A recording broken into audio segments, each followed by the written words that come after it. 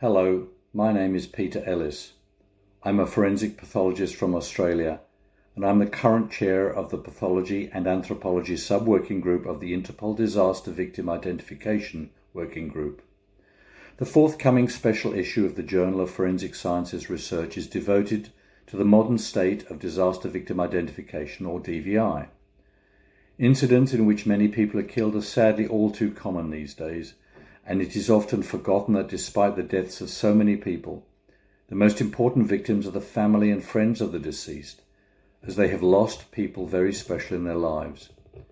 Indeed, probably the most important task to allow them to deal with this tragedy and to commence grieving and to get on with our lives is actually to confirm that their loved ones have in fact passed. And so identification of the dead is probably the most important task faced by forensic responders after such a multi-fatality incident. Because these incidents often involve victims from all over the world, it is important that police and scientific experts around the world all work to the same high standard, and it is the purpose of this special issue to inform and remind the forensic community about recent advances and standards in many aspects of the forensic investigation that apply to the identification of disaster victims. We've been fortunate enough to collect a number of international experts in most of the scientific processes that are involved in the identification of the dead, and many of the authors of these articles have extensive experience in the planning and implementation of modern technological and scientific processes that help in producing a rapid and accurate result in DVI. For example,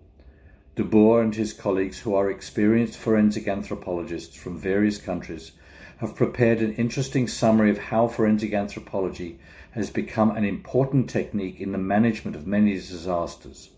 especially those in which the victims' remains are damaged or fragmented. Some disasters can result in the commingling or mixing of remains, and anthropological expertise can be invaluable in sorting these out, including separating human from non-human remains and determining how many victims are present, together with their gender, size, age, and even ancestry or ethnicity. Anthropology has a role both at the disaster site and in the mortuary during the identification and processing of these remains.